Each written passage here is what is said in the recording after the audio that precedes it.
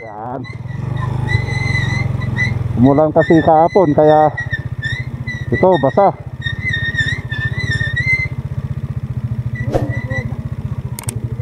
Dali. Malayo yung lalakarin mo kung bumaba ka.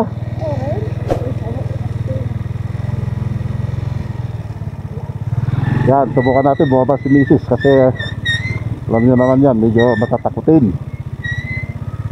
Kasi siyempre malagi na kami natumbay.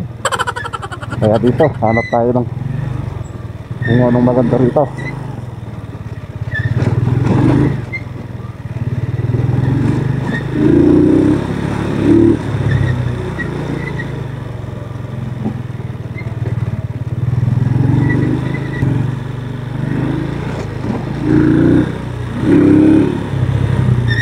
Walang tao rito diba? Pero sigurado nakakapasok yung mga 4 wheels dito. Yan. Natin kung pwede tayo mag-explore dito. Saan kaya pwede tayong dumaan. Ito tayo.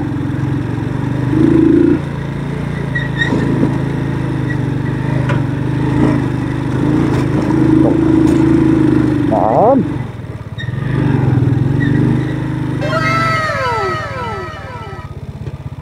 Yan, maganda rito.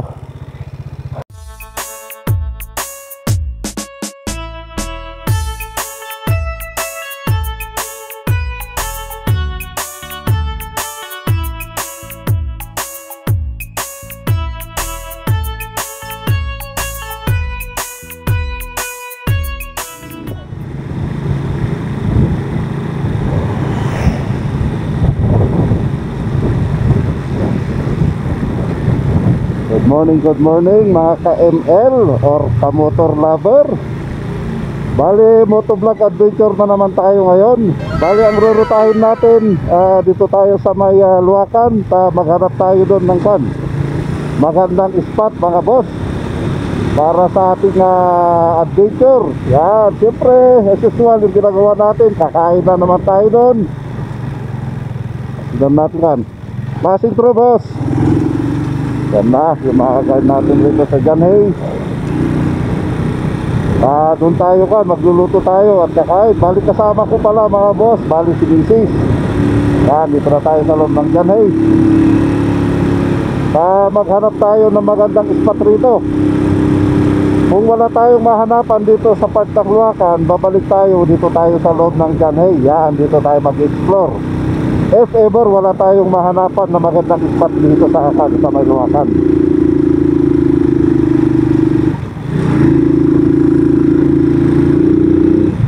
Yan, sayang hindi natuloy yung pag-adventure namin doon sa yung pagpatuloy sana namin yung pag-adventure namin dito sa may Taktal. Yan, doon sa amin. Kaso wala yung mga apo ko dahil nagbakasyon sila. Pumunta silang Isabela. Kaya syempre balik normal kami ni Mrs. na kaming dalawa. Kaya sabagay short ride lang naman dito dahil nga inside Baguio pa rin pupuntahan natin. Pero by 11, yan, kita-kits tayo dyan sa may Nueva Vizcaya. Siguro marami kaming pupunta ron kasi maraming gustong i-ride sa amin. Yan,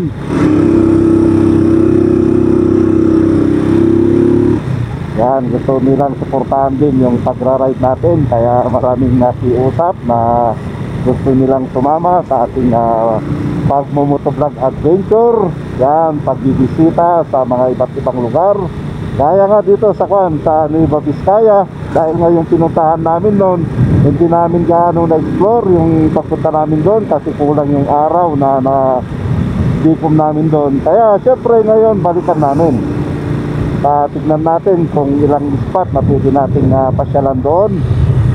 Kung makakasama namin siguro si Kim Bros, siguro mga boss, siya yung magiging tour guide namin. Pero kung hindi namin siya makakasama kasi mayroon kasi siyang importante na gagawin, kung may adjust na siguro yun mga boss, siguro siya yung magkukanta amin, magka-guide. Pero kung hindi siya makakasama, syempre mag-Google map na lang kami kasi hindi naman kami taga doon. Kung hindi tayo makahanap ng spot doon mga boss, balik tayo, dito tayo maghanap ng spot. Yan, punta tayo sa pinakadulo, doon tayo magluluto siguro, mag-adventure. Pero subukan muna natin dito kung mayroon dito, kasi mayroon kasi akong napansin dito noon na parang maganda na pwedeng pag-explorean namin ni Mrs. Pero muna, tingnan natin kung bukas yung gate doon, at saka kung makakapasok tayo. Kung maraming mga tao doon, siyempre di tayo pwede ron, dahil nga ang gusto ko kasi yung wala kami masyadong nakikitang tao. Ang gusto ko yung siyempre kaming dalawa lang ni Mrs. para makapagpintuhan kami, di ba? Yan ang gagawin namin. Bali, pakon na pala natin itong si Blue. Yan, itong si Blue Rose naka-rehistro na siya. Kaya syempre siya na yung gagamitin natin pang explore kung sa mga kabundukan. Kasi itong nakita ko kasi spot mga boss, balik ko nito kasi medyo rough road yung pupuntahan natin. Kaya syempre ito yung dapat na gamitin natin. Kasi kung si ang gamitin natin, thank you. Kung si Black Rose ang gamitin natin, syempre mabigat kasi yun at saka mataas. Kaya mas naisin natin na itong si Blue ang gamitin natin, dahil nga siyempre malakas sa arangkada ito. Siyempre 175 ito, at saka 4 speed lang, kaya malakas siya sa arangkada, tamang tama sa kung mga rough road o kaya makabundukan yung explore natin. Yan, nang walang masyadong semento. Ito, bagay nito. Dahil kahit na matumba-tumba ito, siyempre kita nyo naman yung katawan niya. Pinalitan ko yung pan niya mismo, yung fairings niya ng bakal mismo, ilagay natin flat sheet. Tinanggal ko yung dating nakalagay na plastic, para sa ganun kahit na matumba, walang masyadong damage. Ang galing! Ang galing! Sa tangki lang siguro si ever na matumba siya.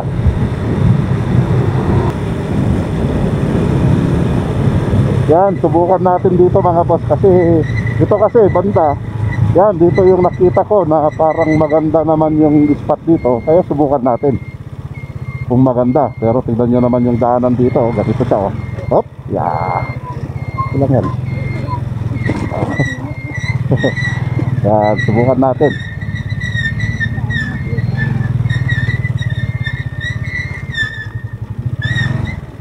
Kaya ito si Black Rose ang kinuha ko, dahil nga siyempre kita nyo naman yung daanan, ganito siya.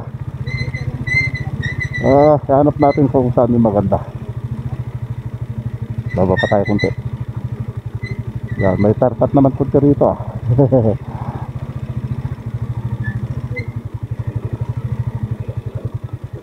Tignan natin.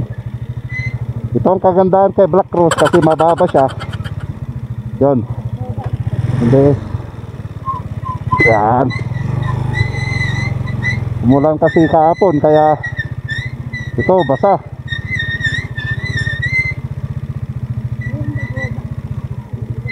Dali.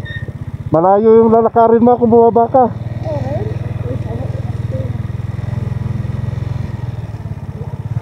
Yan, subukan natin bumaba si Mrs. kasi alam nyo naman yan, medyo matatakutin. Kasi siyempre malagi na kami natumbay. Kaya dito hanap tayo ng kung anong maganda rito.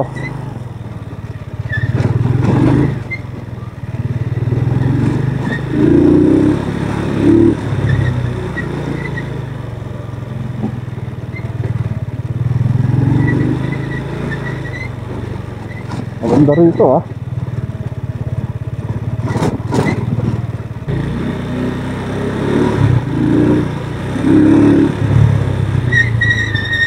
Pero maganda rito.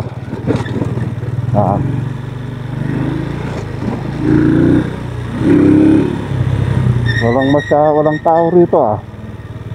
Diba? Pero sigurado nakakapasok yung mga 4 wheels dito. Yan. Natin kung pwede tayo mag-explore dito. Saan kaya pwede tayong dumaan. Ito tayo.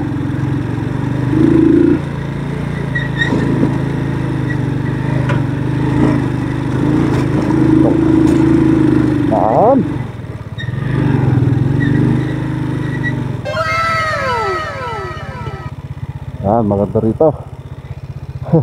Maganda pala rito Okay, siguro mag-picnic rito na. Oo, pwede siguro. Yan na mga boss, bali maganda itong spot na ito. At least si sir nagma-mountain bike siya, tamang-tama yung bike niya. Yan, tingin tayo ng magandang kona rito mga boss. Magandang location na pwede natin pag-sit-upan. Yan, dito siguro tayo sa baba kusigan. Yan, tamang-tama dito ganda. Yan, ginawa na natin. Motor natin yun, dito tayo.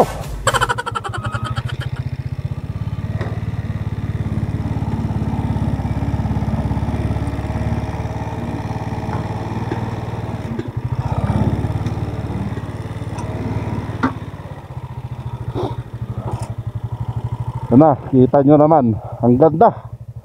Diba? Puro kan siya. May trail din pababa rito. Pero basa kasi, medyo takot si Mrs. Yan, pero tignan nyo naman yung motor natin. Yung mga gulong pangalang diba? Okay na yan. Tsaka ito, yung bearings natin, bakal yan, diba? Flat sheet. Kaya kahit na matumba yan, ito na lang ang kan. Plano kong palitan, ikon natin ng off-road ito, pang dual sport na gulong, yan ang ilagay natin. Yan na si Blue. Yan, dito tayo magse-set up. Pwede na kami rito. Yan, tignan natin konti nga rito. Bali dito natin na titignan kung ano yung pwede nating pag-ispatan dito. Dito pa, pwede pa rito. Tingnan nga natin kung maganda rito sa baba. Siyempre, dito tayo sa baba. Yan, pero yung location naman namin ni Mrs. Bali okay na doon. Yan. Pero, siyempre, tingnan natin yung mas the best na kuan natin. Kasi first time lang tayo pumasok rito. Hindi ko alam kung bawal o hindi. Hindi naman siguro kasi nakabukas naman doon Basta as long na kan, wag tayong magdumi. Yan, kaya tingnan natin. Dito tayo. Pero maganda yung yung spot na ito. Dahil tignan nyo naman di ba? Kita nyo naman, puro pine trees. Yan, puro talagang nature na nature talaga mga boss. Tignan nyo. Kasi mayroon pa kasi rito na maganda Yan Yan, pwede tayo ata rito Kasi maganda yung kanya. Tignan ka natin.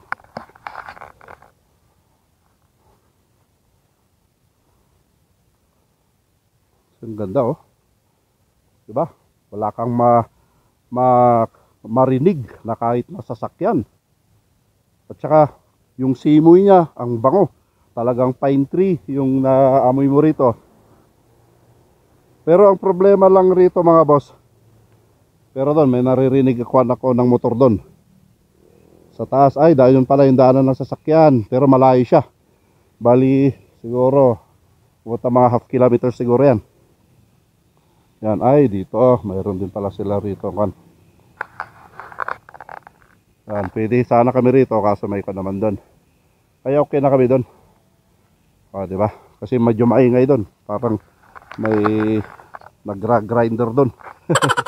Kaya dito tayo. Yan, kaya balik na tayo doon kay Mrs. Doon tayo. Doon sana tayo kasi may nag-grinder. Maingay yun pag tayo. Doon tayo nag-set up ng natin. Ng pwedeng pag-piknikan natin. Doon tayo. Pero ang ganda rito tamang-tama si Blue rito. Pero kung si Kon siguro mga boss, ang dala ko rito, kung si Black Rose, sigurado baka hindi kami nakapunta rito dahil nga mabigat si Black Rose. Saka nakita nyo naman yung daanan kanina na medyo kan siya, di ba? Kasi maputik siya. At saka mataas. Yung papunta rito matarik siya. And then kita na madulas yung daanan dahil nga lupa yon, hindi naman semento. Kaya dito na tayo mag-set up mga boss ng natin pwede nating Dito tayo magkuhan, may pipiknik.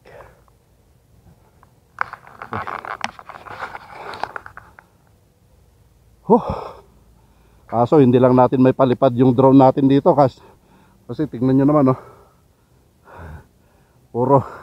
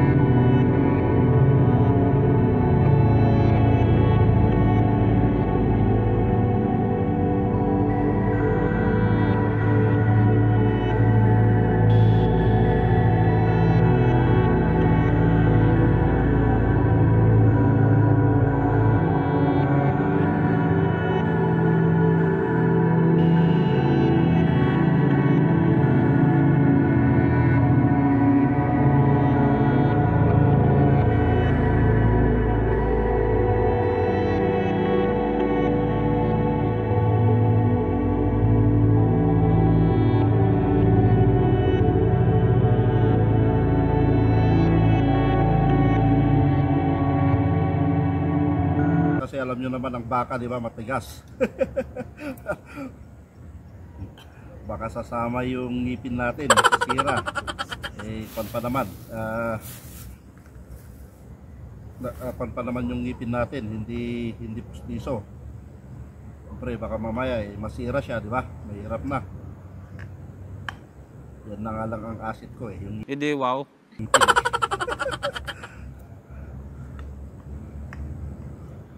Matigas kasi yung litid nito kaya kailangan na-slice natin. Okay? Yun na, yun. Yan, kain na tayo mga boss.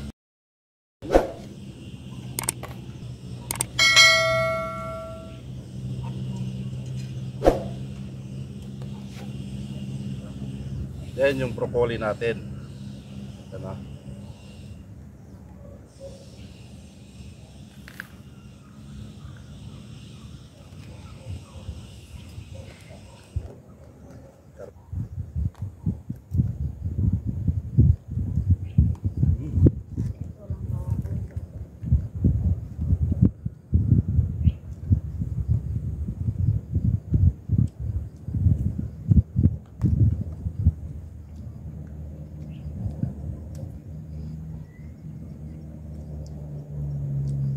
Oras na.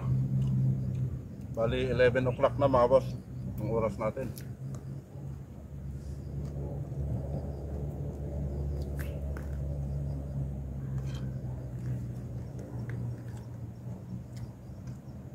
Masarap yung beef dahil pan siya. May medyo matamis siya na may konting alat kaya perfect yun. Siyempre dinagyan natin yan ng lemon. Ngam. Tatawag natin ng yung lagyan natin ng barbecue sauce. At siyempre, lagyan natin din ng asukal. Kunting asukal lang yun. Para medyo may kunting tamis siya. Sabay yung barbecue sauce, medyo matamis na rin yun. Pero sa akin kasi, dahil siyempre, i-cook mo naman yun ibababad mo naman kaya okay lang na dagdagan mo konti. Tsaka siyempre, nandun na yung bawang, gano'n. Nandun na rin yung paminta. Yun ang mga dinagdag natin. Imbes na Sprite ang ilalagay natin, yun nga, lagyan ko ng kunting asukal na lang. Kasi magastos kapag Sprite kunti lang naman yung ibababad natin, di ba?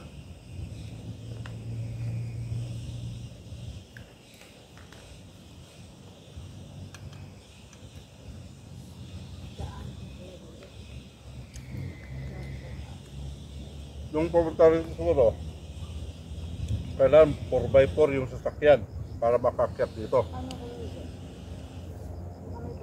Hindi ko alam kung anong lulusatan nito. Kasi Luwakan na talaga ito. Pero hindi ko alam kung saan banda rito sa Luwakan na lulusot. Kasi sa tagal-tagal ko na mga boss na taxi driver, tsaka siyempre dito na tayo lumaki sa Baguio, ngayon lang ako nakapunta rito. Bali dinadaanan ko lang rito noon. Kaya kahapon sabi ko nung nadaanan ko, subukan ko nga dito kami mag-explore ni Mrs. Sabi ko gano'n, kaya yun, nakabukas naman yung gate, sinubukan natin, wala namang nang bawal sa atin na pumasok, pumasok tayo. At least mayroon pa naman kanina, si boss kanina na kumukuha ng mushroom dito. Tapos hindi naman kami pinagbawalan nung nakita naman na nagluluto kami.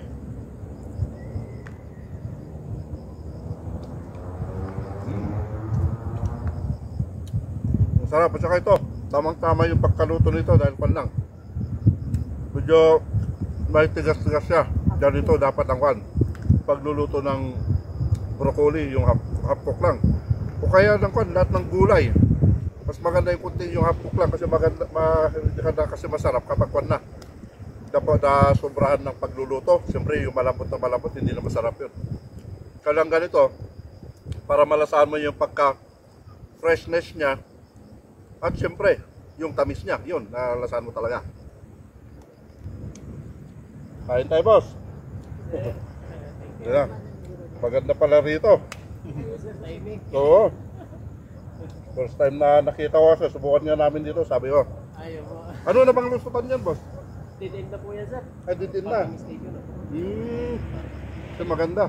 Pabalik po talaga. Ay, oo. Salamat po sa kahit tayo. Sige lang, sir. Okay. Thank you. Bali din na pala rito mga boss. Bali hanggang dyan na lang. Pero kung gusto mo siguro maglakad na mag-hiking, pwede naman dito mag-hiking. Basta sundan mo lang yung mga trail. Sigurado na may lalabasan naman yan, di ba?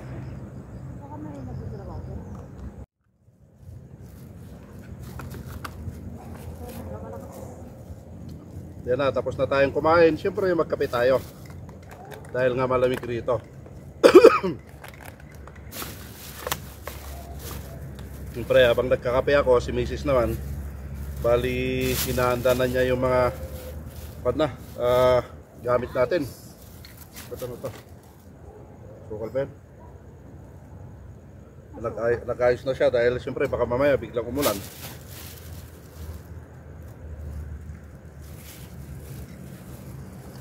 Yan na mga boss, kape tayo.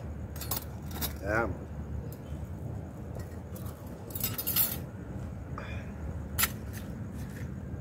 Sayang, sana wag munang umulan dahil pa gusto ko mag-standby ng ganito. Sayang, kanina tumawag na sa akin yung Shopee, dumating na yung in-order ko na duyan. Talagang maganda sana rito, magtali ka rito ng ng duyan. Habang kahit na 30 minutes na itulog muna, di ba? Yung ganito para ma-enjoy naman. Yun ang plano ko kaya bumili ako ng duyan. Kasi mahirap naman na nakaupo kang ganito, pagkatapos mamaya uwi na, di ba? Gusto ko rin sana na itulog pa kunti. Habang pinipil natin yung nature kung saan tayo. At the same time, syempre si Mrs. alam ko na ganun din na gusto niya rin sana. I-feel din yung ganito, yung nature. Na habang nagsiselfone siya. Pero tingin tayo dyan mamaya kung ano yung makita natin kapag makakita tayo rito na medyo maluwag siya. Ipalipad natin si monitor natin para makita lang itong lugar na ito, may comment natin, di ba? Huwag natin ipalayo, basta taas lang ganun, ikot na, kita, baba na, ganun ang gawin natin.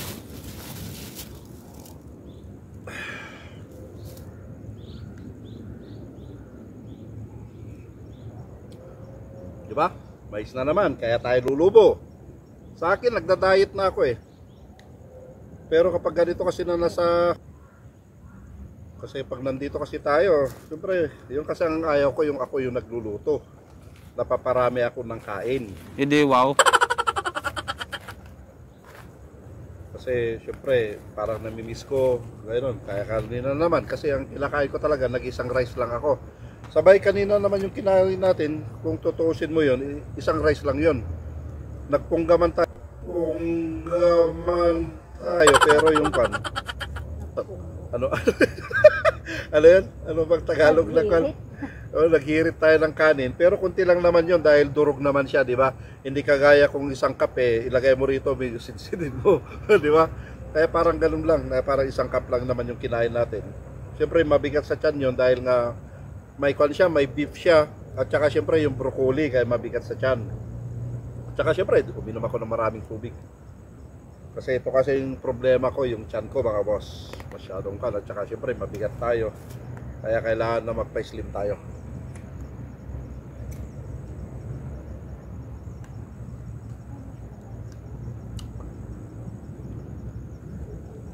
Wow.